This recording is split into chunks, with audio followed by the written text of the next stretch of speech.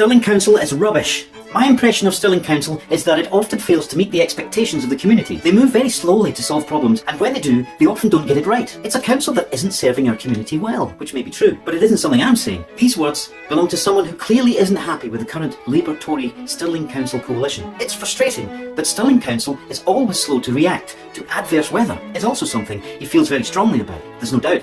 This person thinks that the Labour and Conservative controlled Stirling Council are really f***ing it up. So who can it be? SNP? No. Greens maybe? No. An independent candidate? No.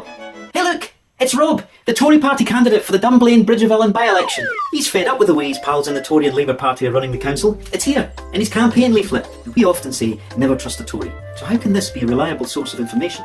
It's tricky, huh? What do you think? Our Tory proudly states he's a member of Bridgeovallen Flood Group, Bridgeovallen Resilience Group, Friends of Bridgeovallen. He's besotted with Bridgeovallen. North Bridgeovallen, or Dunblane as it's also known, doesn't get much of a look in. I don't know. Maybe the coffee's better in Bridgeovallen. Once we get past his love of all things Bridgeovallen, we have an attack on an incompetent Stirling Council. The problem for the Tory is the person currently filling the role of Council Provost is his own party colleague, Douglas Dodds. A Tory is the Provost of Stirling Council, a council our candidate regards as poor and frustrating. Our Tory candidate is appalled by the flooding on the road out of Dunblane.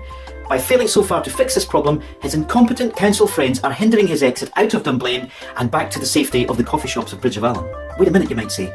Labour are in charge of the administration, so maybe he means the Labour Council leader. That's it.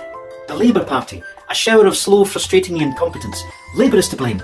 Labour only have 5 councillors, so how do they do it?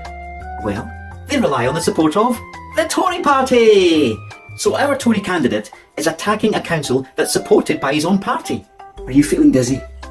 What a spectacular own goal. They don't even trust themselves. So what to do? Well, our Tory friend has provided a handy graph.